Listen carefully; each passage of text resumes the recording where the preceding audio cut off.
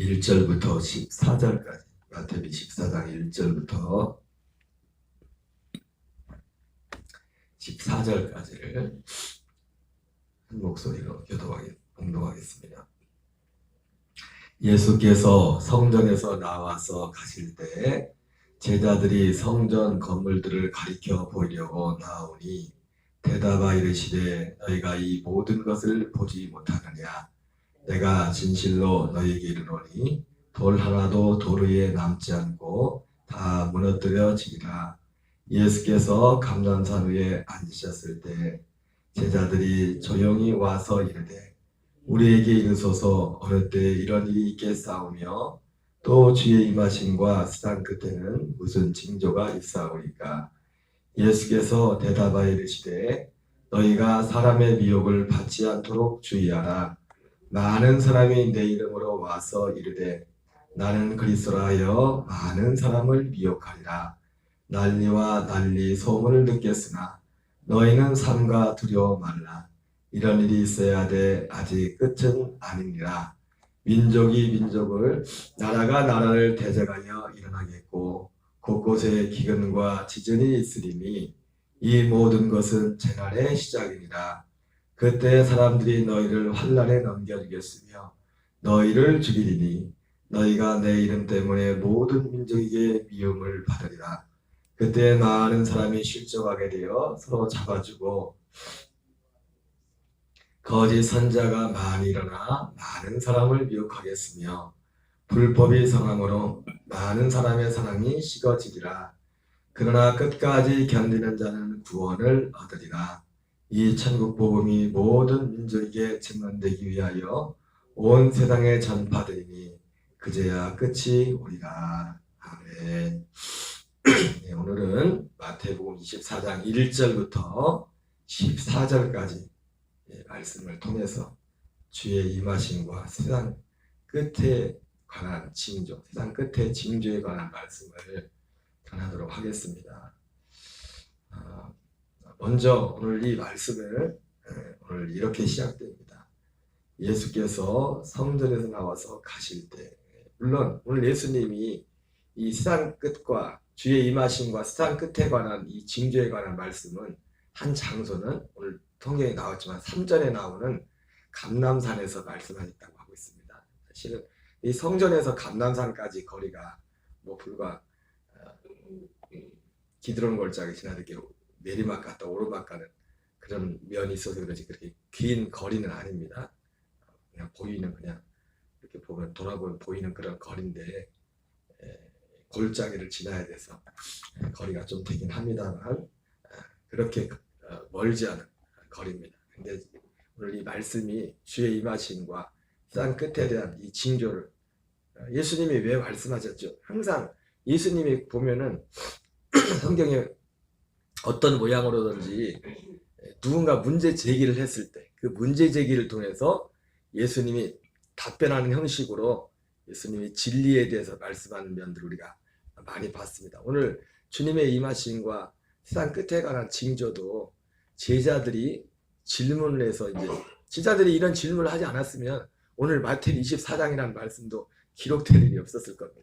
주님이 여기서 말씀하실 일도 별로 없었을 것 같아요. 모르겠습니다.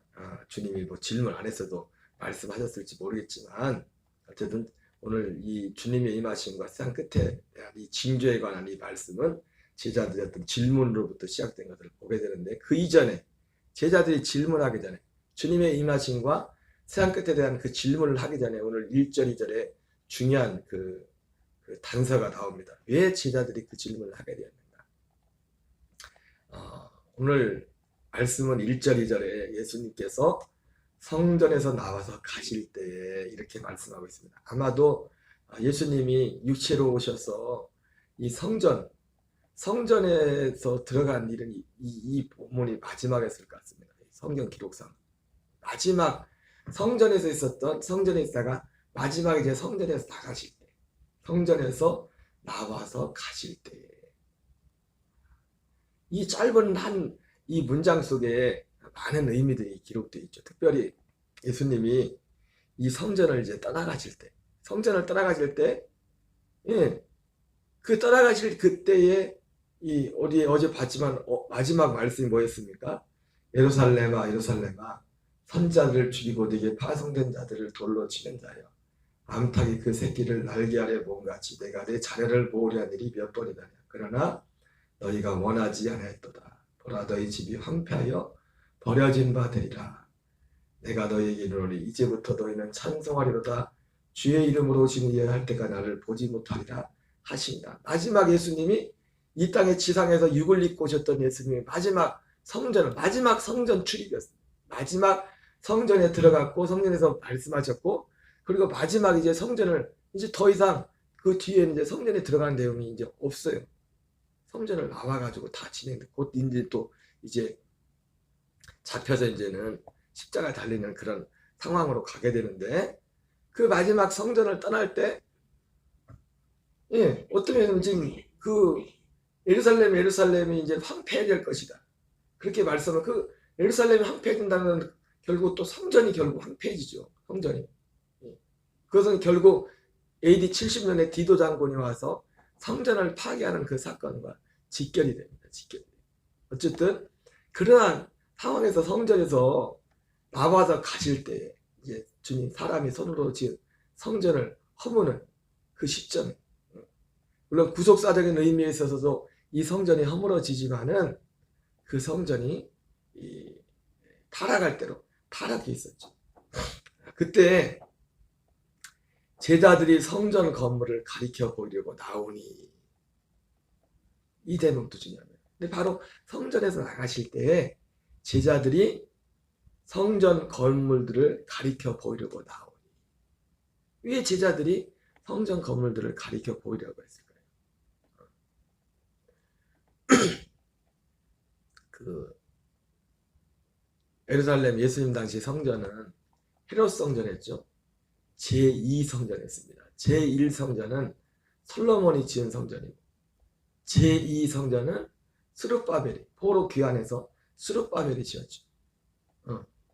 그 바로 그 헤롯 성전은 바로 스룹바벨이 지었던, 재건했던, 그 새로 지었던, 다 불타 없어졌기 때문에 새로 지었던 그 성전을 증축한 겁니다.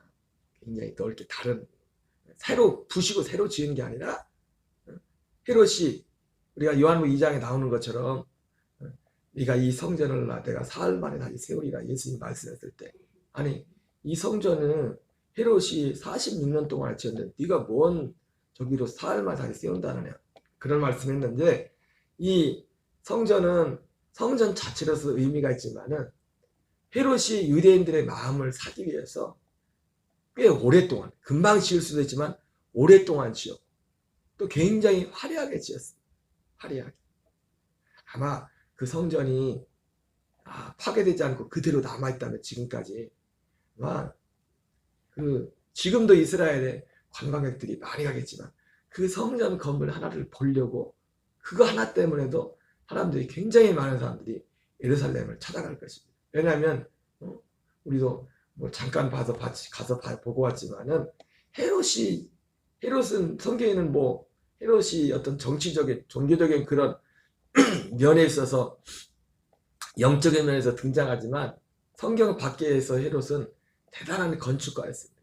굉장한 건축가였고 그가 지은 건물 하나하나가 다 작품이에요. 다 작품. 모든 것들. 그래서 굉장히 화려했고, 아마도 학자들에 의하면은 성전 건축이, 예수님 이 헤롯 성전 건축이 성전 건물만 있는 게 아니라 그 주변에 부속 건물들이 많이 있어요. 부속 건물들이 굉장히 화려해요. 그리고 학자들에 의하면은 이 공사가 예수님이 요한복음 2장에 갔을 때 그때도 성전 건축이 다 끝난 게 아니라, 이 건물 건축이 끝난 게 아니라 계속 어떤 작업들이, 그 주변에 있는 작업들이 계속 진행되고 있었다. 그 정도로 오랜 동안 이 성전을, 왜냐하면 그걸 통해서 마치 그 정치하시는 분들이 어떤 정책을 딱 세워놓고 당선이 됐을 때 그걸 자기 임기 때 다 끝내버리면 다음, 그렇잖아요. 마치 다음 임기에도 다시 한번 그 재선할 목적으로 어떤 일들을, 어떤 공사를 떠나서도 자기 첫 번째 임기 때 다 끝나자고 그것을 마치 끌고 가듯이 헤롯도 그런 면에 있어서 그런 정치적인 목적에 의해서도 이 성전을 건축하는 데 있어서 오랜 시간을 들였던 것을 보게 됩니다. 그래서 지자들이 성전 건물을 가리켜 보이려고 나왔다는 거는 예수님한테, 예수님은 뭐 전혀 별로 그런 말씀도 안 하시고 성전에 왔다 갔다 하면 별 관심이 없었는데, 제자들은 성전에 왔다 갔다 하면서도 그런 어떤 눈에 보이는 그 화려한 성전 외모, 그 외적인 그 건물을 보면서 막 황하고 굉장히 그 보는 재미도 쏠쏠했던 것 같습니다, 제자들이. 그래서 그것을 그런 의도에서 스님 저것 좀 보세요. 오늘은 말씀하지만 저것 좀 보시라고 아마 제자들이 그랬던 것 같습니다. 바로 그런 제자들에게 오늘 예수님이 아주 찬물을 끼얹는 겁니다. 찬물. 제자들은 거기에 뿅 가가지고 막 그러고 있는데 예수님이 뭘 말씀하십니까? 이 성전이 무너질 것을 말씀하는 거예요. 완전히 찬물을 끼얹는 거예요. 대답하 이르시되 너희가 이 모든 것을 보지 못하느냐. 내가 진실로 너희에게 이르노니 돌 하나도 돌 위에 남지 않고 다 무너뜨려집니다. 예수님의 주님의 임하심과 세상 끝에 대한 징조, 종말에 관한 징조는요, 어떤 사람에게만 주님이 말씀하시고 누구만 들을 준비가 되었냐면은 바로 이 세상의 화려함과 세상의 것을 바라보고 있는 나는, 그 사람들에게는 이 주님의 임하심과 세상 끝에 대한 전혀 관심이 없어요. 그것이 무너져야 돼요. 그것이 무너져야 돼요. 여러분, 우리가 이 세상에 두 발을 딛고 살고 있지만 또 우리가 사는 동안에 우리의 몸도 될 수 있으면 건강하게 관리를 해야 되고 우리의 것들을 규모적으로 해야 되지만, 그러나 우리는 항상 어떤 준비가 되어 있습니까? 항상 이 세상을 떠날 준비가 되어 있어요. 이 세상이 우리의 영원한 안식처가 아닙니다. 우리 감리교 옛날에 목사님들이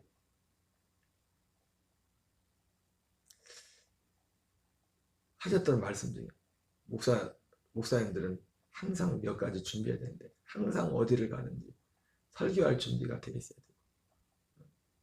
그 중에 하나가 또 항상 한 세 가지가 준비가 있어요. 뭐 죽을 준비가.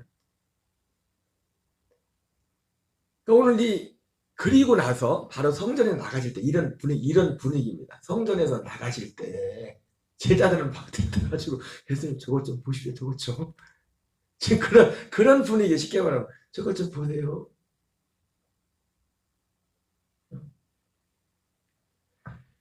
거기에 완전히 찬물을 끼얹는 겁니다. 지금 막 거기에 막 정신이 막 쑥 뺏겼는데 예수님이 그것이 곧 무너질 날이 올 거라는 것이. 너희가 이 모든 것을 보지 못한, 너희들이 보고 있냐? 너희들 보고 있는 거 돌 하나도 돌 위에 남지 않을 거다. 무너뜨려지리라. 그러면서 이 말씀을 하고서 이제는 성전에 나와서 기드론 골짜기에 지나서 이제 감람산으로 딱 올라갔어요. 가면서 제자들도 이 말씀을 듣고서 예수님이 지금까지 어떤 한 말씀도 성경에도 기록되어 있지만 예수님이 율법의 1.1획도 땅에 떨어지지 않을 것이라 그 말씀 못지않게 예수님이 하신 말씀도 그 어떤 것도 허투루 된 것이 없다는 것을 알기 때문에 제자들은 이 말씀을 때 충격입니다. 사실 가면서 말은 안 했지만 아마 그 성전에서 나와서 감람산까지 기드론 골짜기 제가 감람산까지 갈 때까지 전에 같으면 가면서 막 서로 얘기도 하고 막 농담도 했기, 아마 서로 간에 어떻게 보면 마음의 충격을 받아가지고 아무 말도 하지 못하고 어쩌면은 그냥 그 긴 거리는 아니지만 서로 간에 마음의 충격을 받아 성전이 무너진다니까. 안 그래도 그 전에 성전 정할 때도 이 성전을 내가 사흘 만에 세우리라 그런 말씀들을 하셨었는데, 그러면서 감람산에 가서 예수님께서 산 위에 앉으셨을 때 제자들이 조용히 와서, 아까하고 분위기가 다른 거예요. 아까 예수님한테 성전에서 나오면서 예수님한테 예수님 이것 좀 보십시오 할 때 그때의 제자들의 그 마음 상태와 지금 마음 상태가 다른 겁니다. 조용히 한 풀이 죽어. 뭔가 한 풀이 죽은 거죠. 마치 누가 마태복음 17장에서 예수님이 변화산에 내려왔을 때 귀신을 쫓지 못하지 않습니까? 처음에는 막 의기양양해서 근데 예수님이 못하는 걸 예수님이 와서 쫓아내고 나니까 그때도 어떻게 합니까? 조용히 와가지고 예수님한테 물었던 것처럼 왜 우리는 예수님 왜 우리는 쫓아내지 못했어요? 이렇게 물었던 것처럼 물론 그때하고 분위기가 좀 다르겠지만 뉘앙스가 한 풀이 딱 꺾여가지고 조용히 와서 주님 우리에게 좀 말씀해 주십시오. 어느 때 이런 일이 있겠사하며 또 주의 임하심과 세상 끝에는 무슨 징조가 있사오리까.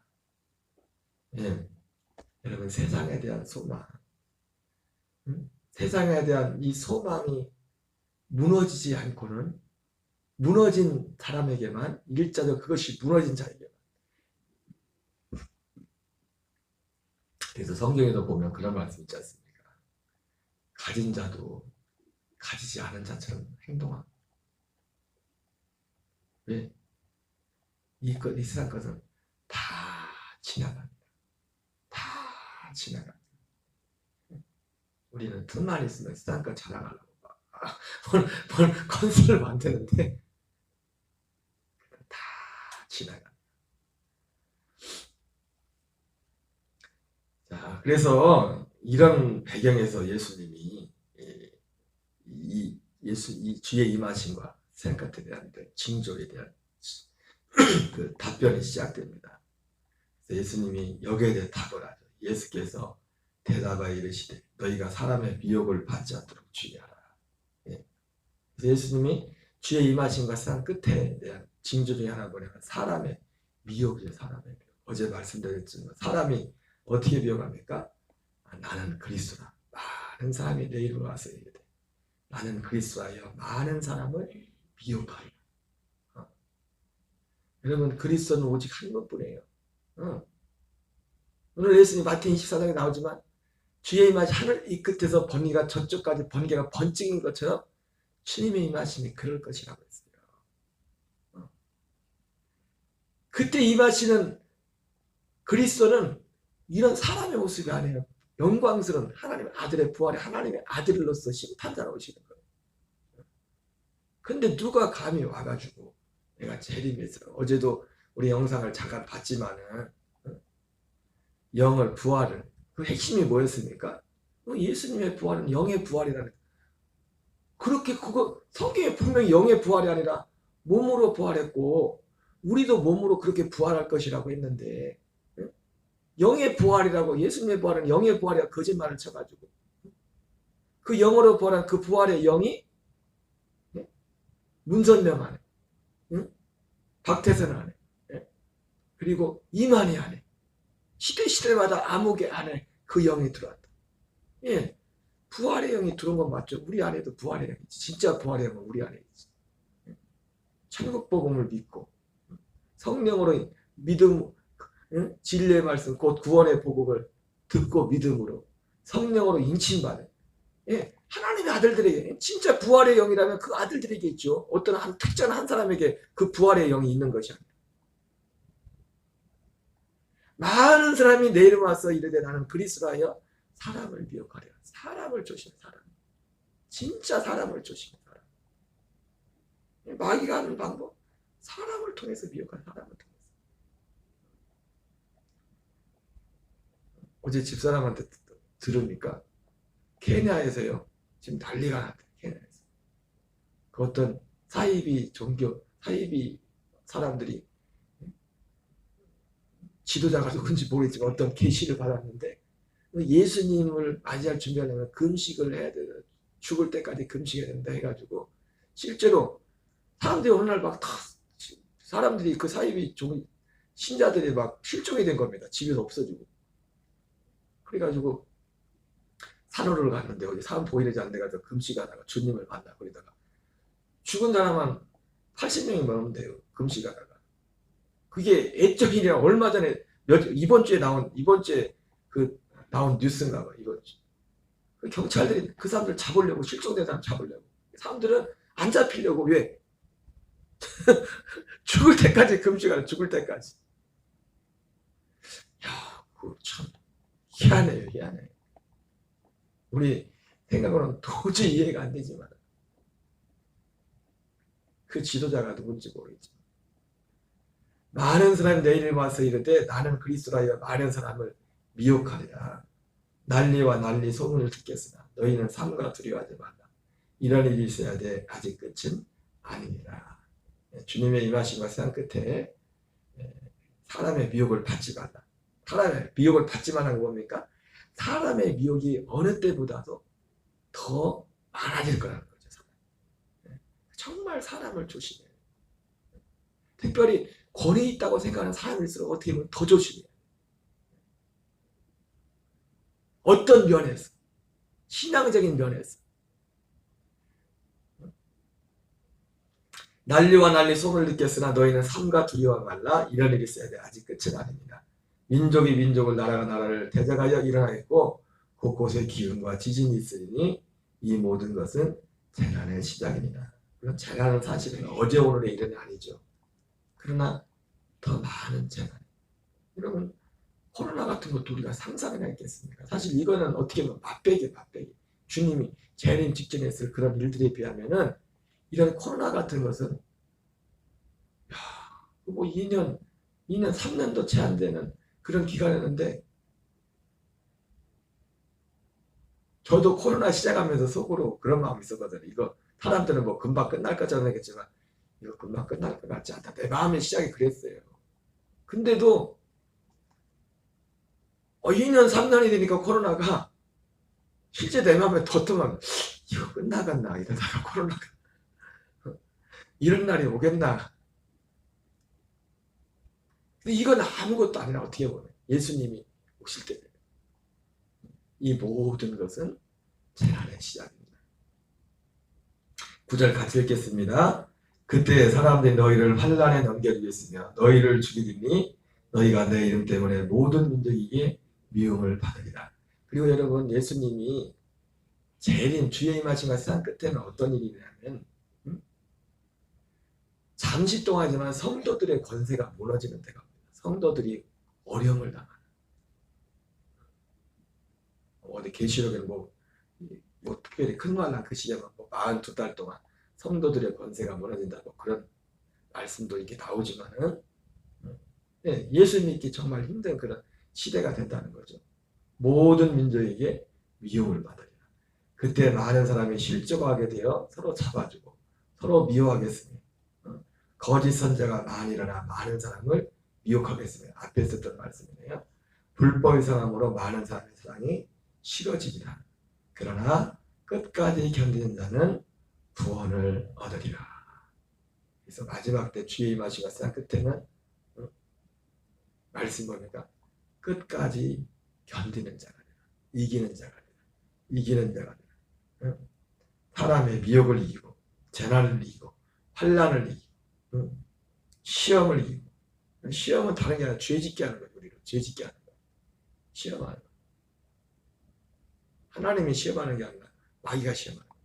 죄를 짓도록 시험을 이기고 죄를 이기고 거짓 선자를 이기고 사랑의 식어짐을 이기고.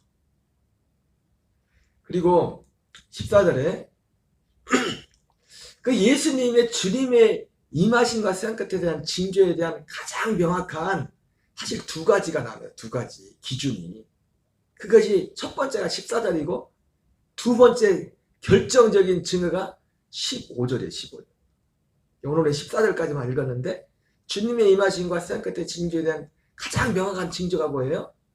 이 천국 복음이 모든 민족의 증언되기 위하여 온 세상에 전파되니 그제야 끝이오리라.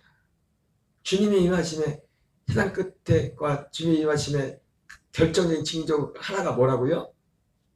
천국 복음이 모든 민족에게 전파되어야 된다는 거예요. 우리는 지금까지 이 천국 복음이라는 소리를 들으면서 이걸 보면서도 그냥 우리가 생각하고 있는 예수님이 우리를 죽이려 지금 이걸 생각하고 있었잖아요. 그죠? 근데 이 천국 복음이 뭐예요? 하나님 나라 복음, 그리스도의 복음, 이 생명의 복음, 새 언약의 복음, 이 복음이 모든 민족에게 증언되기 위하여 온 세상에 전파되어야 된다 말씀하고 있습니다. 이것이 바로 주님의 임하심과 산 끝에 대한 제자들이 물어본 징조에 대한 결정적인 징조에 대한 첫 번째 명확한 기준입니다. 명확한 기준. 이 복음이. 여러분 우리가 생각해 보십시오. 만약에 우리가 생각하는 것처럼 초대교회가 시작된 지 2000년이나 됐는데 우리가 생각하는 것처럼 그냥 예수 믿으세요. 그리고 했던 그 믿음이 온 세상에 여기서 말씀한 천국 복음이 그 믿음이었다면 예수님 벌써 오셨어야죠. 그러나 그 복음이 아니라 그러니까 2000년이라는 시간 속에 너무나 많은 시간 속에 다른 복음이 전파됐다. 다른 복음. 다른 예수가. 예수님의 이름을 말하고 예수님의 이름을 전한다고 했지만 다른 예수, 다른 영, 다른 복음 전하던 시기가 너무 많았단 말이에요. 그래서 예수님의 임하심의 산 끝에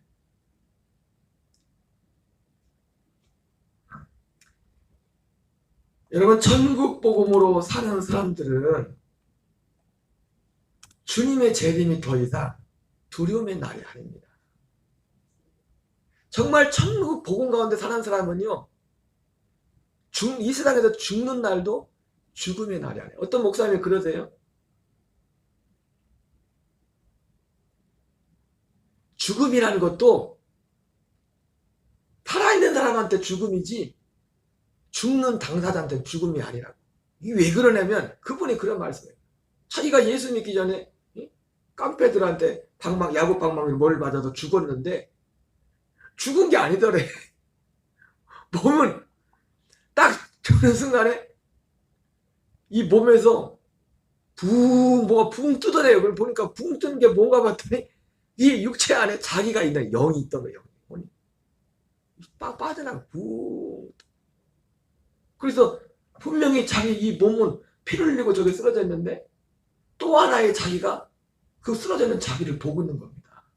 그 사람들이 막 그 야구방망이를 휘두르다는데 죽었다 막 지금 난리가 난 거예요. 그걸 자기가 보고 있는 거예요. 그러니까 그 말이 명언인 게 뭐냐면 죽음이라는 게 살아있는 사람들이 볼 때, 육신으로 살아있는 사람들이 볼 때 죽음이지, 육신의 죽음도 진짜 이 육신의 몸을 벗는 그 사람에게는 죽음이 아니에요. 죽음이 아니에요. 살아있는 거지. 살아있는 거지. 천국 복음으로 사는 사람에게는 더 이상 주님의 재림도 그날이 두려움의 날이 아니라 기쁨의 날은 진짜 구원의 날인 겁니다. 이 부분에 대해서 데살로니가 전서에서 이렇게 말합니다. 같이 한번 읽겠습니다. 시작. 형제들아, 때와 시기에 관하여는 너에게 쓸 것이 없음은 주의 날이 밤에 도둑같이 이룰 줄을 너희 자신이 자세히 알기 때문이라. 그들이 평안하다 안전하다 할 그때에 임신한 여자에게 해산의 고통이 이른 것 같이 멸망의 갑장이 그들에게 이르니 결코 피하지 못하리라. 형제들아, 너희는 어둠에 있지 않으면 그날에 도둑같이 너에게 임하지 못하리니. 응? 뭐라 합니까? 너희는 다 빛의 아들이요 낮의 아들이라. 우리가 어둠에 있지 않대. 그 어둠에 있지 않은 이 데살로니가전서 5장인데 지금 재림에 관한 부분이거든요. 어둠에 있지 않는 빛 가운데 가는 유일한 길이 뭐냐면 천국 복음 안에 사는 천국 복음 안에 그리스도의 복음 안에. 너희는 다 빛의 아들이여 낮의 아들이라. 우리가 밤이나 어둠에 속하지 아니하나니 그럼 우리는 다 다른 이들과 같이 자지 말고 오직 깨어 정신을 차릴지라. 자는 자들은 밤에 자고 취하는 자들은 밤에 취하되 우리는 낮에 속하였으니 정신을 차리고 믿음과 사랑의 오신경을 붙이고 구원의 소망의 투구를 쓰자. 하나님이 우리를 세우시면 우리를 노하심에 이르게 하심이 아니요 오직 우리 주 예수 그리스도로 말미암아 구원을 받게 하십니다. 주님이 오시는 이날도 빛 가운데 있는 사람, 이 빛 가운데 사는 유일한 길이 뭡니까? 이 10절에 발에 나와요. 천국 복음 안에 살 때만 빛 가운데 사는 겁니다. 이 사람들에게는 그분의 오시는 주님의 재림의 날이 어떤 날이에요? 구원의 날이란 말이에요. 진짜 구원의 날. 진짜 구원받아요. 우리 몸의 구원까지. 그러면서 10절에 말해요. 예수께서 우리를 위하여 죽으사 우리로 하여금 깨어있든지 자든지 자기와 함께 살게 하려 하셨느니라. 이게 천국복음이잖아요. 이게 그리스 자든지 깨든지 주와 함께 사는 그 복음, 그것을 가능케 하게 하는 약속. 이 복음이 온 세상에 전파된 후에 그제야 주님이 오실 거라는 겁니다. 이게 첫 번째 기준이에요. 주의 임하심과 세상 끝에 대한 재림의 징조예요. 우리 주기도문으로 마치겠습니다. 하늘에 계신 우리 아버지여, 이름이 거룩히 여김을 받으시오며 뜻이 하늘에서 이루어지는 것 같이 땅에서 이루어지이다.